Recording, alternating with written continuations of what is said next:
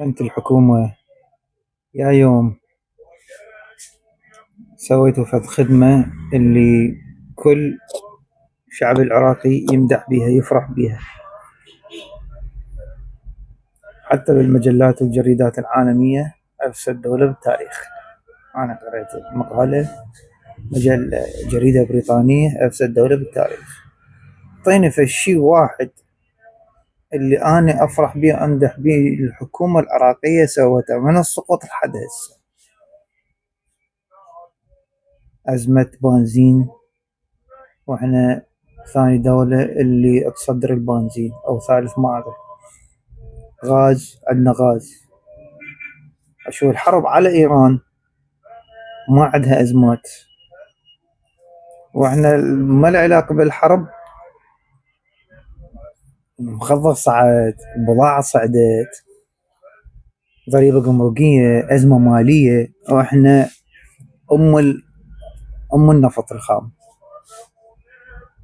شو يسوون الآن؟ أسألوا العراقي فعنده في الطريقة اللي يطلع خارج العراق يطلع، ما يبقى هنا.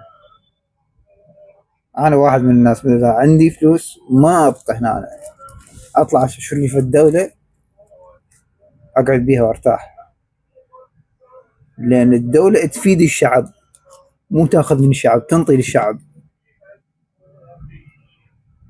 ما أدري الغاز يعني قنينتين غاز بالشهر. هسه أني خلينا نقول مثلا عندي طفل واحد أو اثنين جهال، قنينتين تكفيني، بس أكو عوائل عندها خلينا نقول 10 نفرات.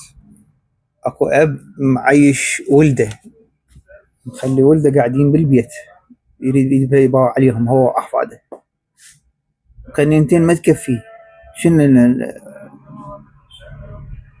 اكو عوائل 15 نفر، روح 5 نفرات.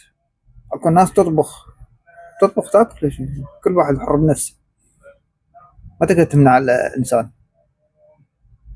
بس ماكو فايده، ماكو فايده. اصحى يا ناس، اصحى يا حكومه.